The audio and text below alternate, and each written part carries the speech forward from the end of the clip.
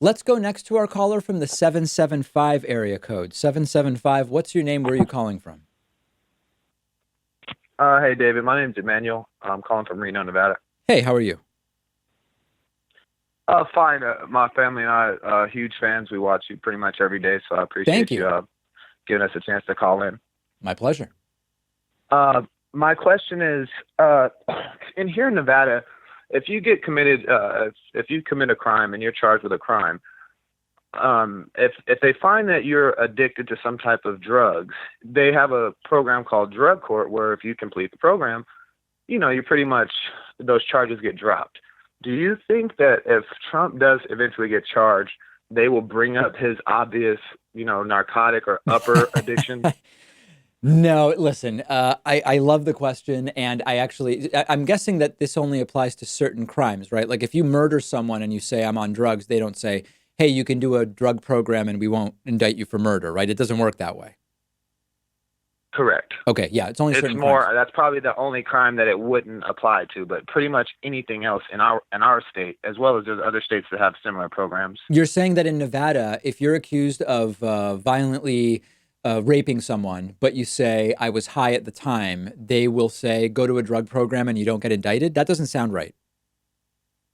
It does sound kind of crazy, but unfortunately, that's pretty much how it is. You can run someone over if you say I was, on addicted to drugs at the Okay, time. no, If but they can hold on a prove that, second. yeah, they'll The give you a little the bit more lenient. the car accident, the vehicular manslaughter, that's a bigger issue. And there's a lot of research about how if you wanted to murder someone, one of the safest ways to do it is to run them over in what looks like a car accident. That's a very specific one. But in any case, I don't know exactly what crimes fall under this or don't, doesn't really matter. Your question about if Trump gets indicted after being out of office, could he cite a drug problem as the reason why he did it?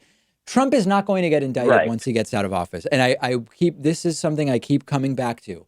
The 25th Amendment won't remove Trump. The Mueller probe was never going to remove Trump. Impeachment is not going to remove Trump. There's one opportunity to remove Trump earlier than he otherwise might be removed, which is to vote him out in November rather than give him a second term. I think thinking about anything other than getting out the vote in November is maybe theoretically interesting, but I don't know that we would want to put too much time into it because it's not going to happen.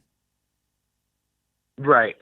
Well, how about this? This is my last question, Dave. I know you got a lot more people. How come? Why do you think sometimes the media hasn't really connected the dots between Russia's interest in Ukraine and why Trump has such a foothold, in what he's trying to do in Ukraine? Isn't it obvious that whatever he's doing in Ukraine is most likely benefiting Russia? He's probably working for Russia.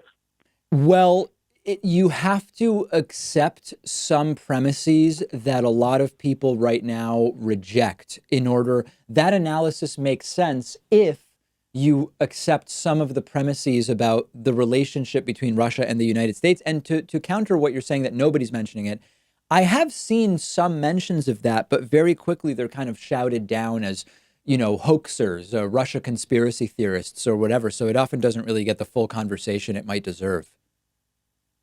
Ah, Sad. well, that makes sense. You pretty much answered everything I had in mind, David. And again, we appreciate your work and All right. stay Thank you so strong much, and Emmanuel. keep Say the hi to channel going. everybody over there. Appreciate the support of your family, and I hope to hear from you again.